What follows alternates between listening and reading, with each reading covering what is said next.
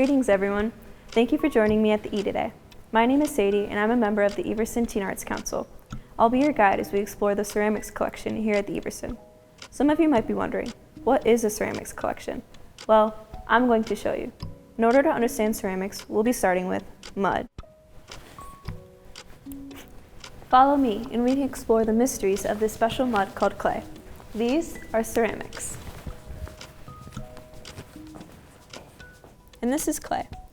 All the ceramics that you just saw start out the same way, with wet, squishy, malleable clay. It's what you, the artist, decide to do with the clay that determines if you'll have a cup, a vase, a bowl, a platter, or even a toilet bowl. Whatever you can imagine, it can be made from clay.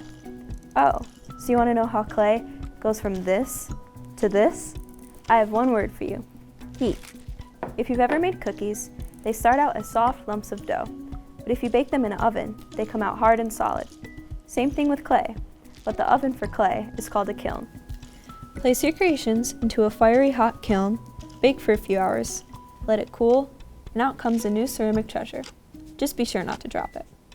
There are multitudes of ways to decorate and form these clay pieces to make them unique and cool. You can scratch designs into them, stamp them, paint them with colored glazes, add little pieces of clay to jazz up the surface. You can even plaster decals on them. Whatever you can imagine, you can do with ceramics. Now let's take a look at a few unique pieces in the E-Ceramics collection and see if we can discover how these pieces were created. Ceramics have been made by humans for thousands of years. Most early pieces were simple containers made with local clay and sometimes painted with basic decoration. Can you guess the color of this clay? Yep, you guessed it. This pot was made with rusty red clay. Here's a piece that's not quite as old as those earlier ceramics. This one was made 100 years ago. May I introduce to you the scarab vase, or as it was formerly called, the apotheosis of the toiler, and is one of the most special pieces in our collection. You might ask, why is it so special? That's a good question, so let's investigate. The first thing that makes this object special is that it was made over 100 years ago by an artist named Adelaide Robineau, who lived right here in Syracuse, and it took her over 1,000 hours to make it. Now, let's look even closer. Notice the bumpy raised pattern scratched into the sides? It was carved into the surface when the clay was still damp. Do these images remind you of anything? If you said bugs, you're right. These are scarab beetles, to be precise. Robineau admired these beetles just as the ancient Egyptians did thousands of years ago. The Egyptians believed that the beetles were responsible for rolling the sun across the sky every day.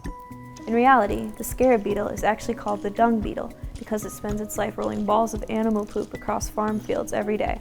Can you find a ball shape on this vase? There you go. But did Robineau intend the round ball of clay to be the Egyptian sun or a dung ball?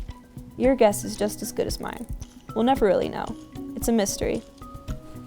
Let's take a stroll over here for something completely different in our collection. After Robineau made her scarab vase, things started to change in the world of ceramics.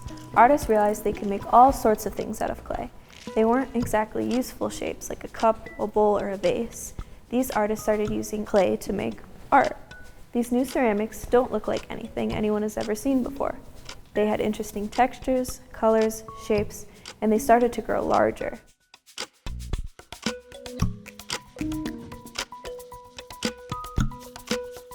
The Everson Ceramics collection is filled with amazing pieces to discover. We hope you will visit us again sometime and explore all the amazing art at the Everson. Thanks for joining us today. See you at the E!